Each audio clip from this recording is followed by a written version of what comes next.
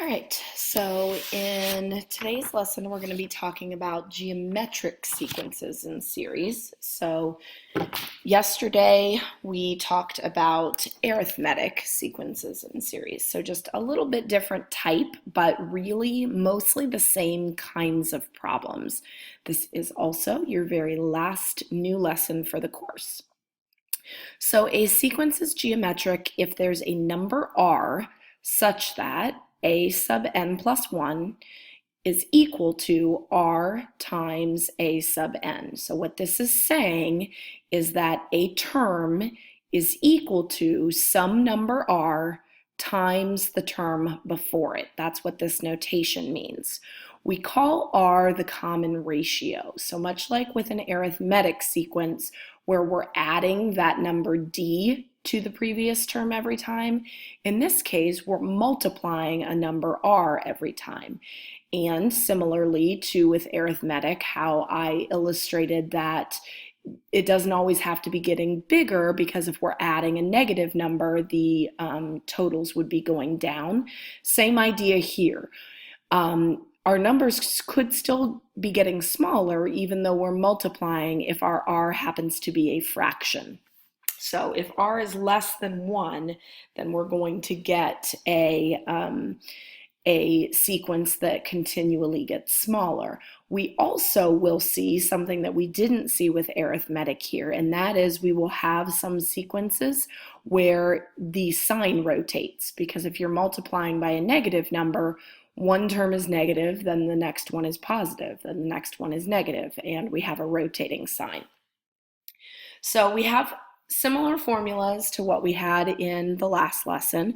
We have a formula for finding the nth term, and we can do that by taking the first term times our common ratio raised to the n minus 1. I should also say, like I did in the last lesson, that when we're finding the common ratio, we do that, we find r by taking a sub n plus 1 divided by a sub n. So taking the later term divided by the earlier term, if you will. So this is our formula for the nth term. Then we also have a formula for finding the sum of the first n terms. So when we have a summation or a series, so first term goes in front here, then we've got 1 minus r raised to the n power, whole thing divided by 1 minus r. And again, n would be the term number that we're looking for. So if we're looking for the sum of the first 100 terms, that would make n 100. So something we didn't have with the arithmetic is an infinite series. And infinite series you'll learn a lot more about in later calculus, but we do have geometric series where we're adding things that go on forever and ever and ever. And we actually, even though it continues to go on forever because of the nature of a geometric series and the way the ratio works, even though it's infinite, we can actually find its sum. We can't do that with arithmetic just because of the way that we're adding as opposed to multiplying. So the sum of an infinite geometric series is equal to the first term divided by 1 minus r. This is a restriction here. In order for that to work, we need the absolute value of r to be less than 1. So meaning that we need our value to be a fraction. Okay, so example 1, find the first 5 terms of the geometric sequence where a sub 1 is 243 and r is 1/3. So here we are going to just kind of plug and chug and go. Again, really on these ones, I wouldn't expect that you would need a lot of work.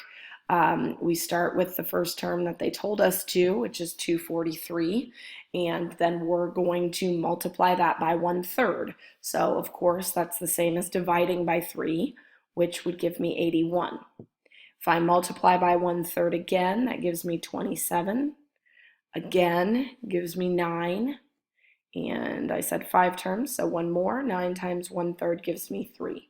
So these would be my first 5 terms, and that's all I have to do for that one. The next one, I am given the first term and the common ratio, and it wants me to write a formula for the nth term. So that's one set of directions. Then I have to use it to find a sub 11. So if I were just finding a sub 11, I could just plug a sub 11 into here and put 11 up there as well. But since I already have to find the formula, the general one for the nth term, I'm going to do that a little bit differently. So general nth term means that I'm leaving n as n. So a sub n equals a sub 1, which is 3, times my r, which is -3, raised to the n minus 1. Now, with the arithmetics, we had a lot of simplifying that we could do. We distributed over the n minus 1, combined like terms.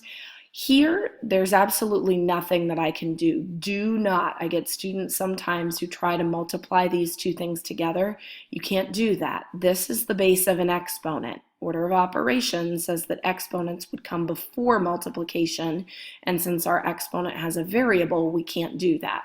So in this case, this is as simplified as we can get for our general rule. And so then, since I'm asked to find a sub 11, that means I'm just going to plug 11 into that formula that I already wrote. So 11 minus 1 is, of course, 10. So I've got 3 times -3 raised to the 10th power, which I would assume we would want a calculator for that. So 3 times -3 raised to the 10th.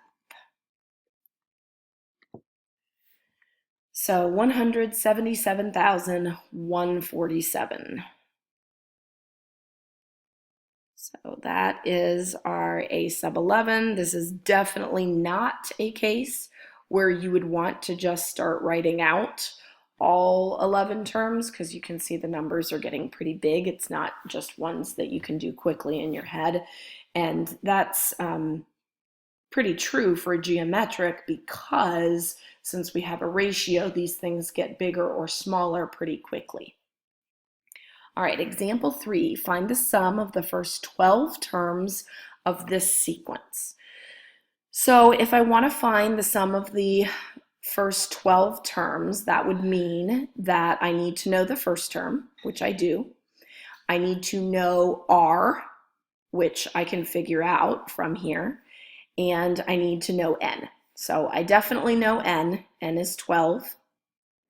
And I know that a sub 1 is 2, because that's the first listed term. Again, we find r by taking a sub n plus 1 divided by a sub n. So 8 would be my a sub 2.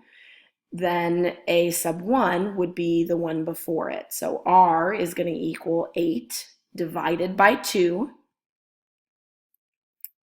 which gives us 4. Again, you can choose any two consecutive terms. I just chose the smallest one. If you do 128 divided by 32, you're going to get the same thing. So r is 4. So now we have everything to plug into this sum formula. So s sub 12 is what we're finding. First term is 2, and then 1 minus 4 raised to the 12th power, whole thing divided by 1 minus 4. Now you can simplify in pieces if you want. I probably would just do most of it in my calculator. Since I can do the denominator in my head, I probably will just do the numerator in my calculator.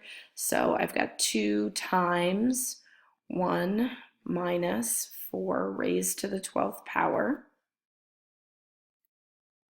Close the parenthesis. So that guy I'm going to go ahead and write down, big number there. So negative 33554430, and then in my calculator I can go ahead and divide that answer by -3. And so still a absolutely huge number. So again, this is not one where you would just want to try to sum them by hand. So let's see where my commas would go here. So 11 million, so S sub 12 equals 11,184,000, I thought I read it wrong for a second, 810. And there we go. All right, on example 4, I had a typo on this. I fixed it before I uploaded it or gave it to you guys, but in my original version, I had a typo. So this should have an ellipses on the end instead of a period. Those ellipses, what it does is indicates that this is infinite, going on forever. So this would be asking us to find the sum of an infinite geometric series. Remember that series have plus signs between them, sequences have commas. So we're going to use this formula here, and my R is going to be 1/4 divided by 1/2. So 1/4 times 2/1, which gives me 1/2. So that's my R. R is 1/2. So my sum, and I don't write a subscript here because it's infinite. I'm finding the sum of all of it. And it's kind of amazing to think about that even though this goes on forever, that we can get just one number for the sum, but it's true because my R is a fraction and the numbers are getting infinitely smaller. Eventually, we're adding almost nothing every time. And so that's why we can do this. So our first term was 1/2, so that's a sub 1, we'll put that in, and then over 1 minus my ratio, which also happens to be 1/2. So I have 1/2 divided by 1 minus 1/2, which is also 1/2, lots of 1/2s today, and that gives me 1. So I could continue this on forever and ever and ever and ever, and the total sum is going to equal 1, which is pretty cool, I think. All right, last one, example 5. Write 0.257 repeating as a fraction in lowest terms. So I like these as well, mainly because it illustrates for us the difference between a rational number and an irrational number. So in decimal form, irrational numbers never end and never repeat. This number is rational because it repeats. So that means we can write it as a fraction. So the way that we do that is we break it down. So 0.257 repeating, if I were just to read the first 3 digits of this, this is the tenths place, hundredths place, thousandths place. So those first 3 digits are 257 thousandths, really. If I were to continue the pattern, my next 3 digits are going to be 2, 5, and 7 again. But my place values, if this is the thousandths place, the next one would be 10 thousandths, then 100 thousandths, and then the millionths place. So the next value would jump to 257 over a million. Now, I could continue that if I want, but because we only need 2 terms to find the R, I don't need to do that and drain my brain. So what I do then is I use the same formula that I did in example 4, because what's going to be happening here is we're adding each set of the 257s to the ones before it when we're finding the sum, and because it has the repeat bar, we know that it's infinite, that 257 goes on forever and ever and ever. So what I'm going to do then is use that same formula. So S equals and a sub 1, which is 257 over 1,000. And then I'm going to do 1 minus the ratio. So the ratio, we're taking this guy, and we're dividing by the first term. Now, when we divide fractions, we, of course, multiply by the reciprocal. So, yes, certainly you can use your calculator, but I just want to point out to you that this is always going to happen with a repeat.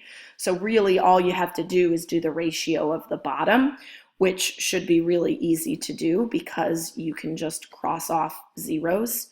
So that gives me 1 over, the only zeros I've got left here, gives me 1,000. So 1 over 1,000 is my R value. And again, it's totally fine to use your calculator. I just wanted to show you how it works with by hand. So now this part, if I go ahead and switch my division to multiplication by the reciprocal, this of course is 1,000 over 1,000. 1,000 minus 1 is 999. So I end up, this gives me 999 over 1,000. So when I multiply by the reciprocal, these go away and I get 257 over 999. So, of course, I'm going to do 2 things here. I suspect because of these endings that is in lowest terms, but we want to check it always. So 257 divided by 999, and this will do 2 things for us. First of all, it'll check to make sure we've done it right. 257, 257, 257. The only reason this is a 3 is because it's rounding. So we know we've done this correct. We're getting 257 to repeat. To make sure it doesn't reduce, we do math and then choice 1. And we do get exactly what we had before. So it is in lowest terms, 257 over 999. All right, that wraps up all of our new material lessons for this course.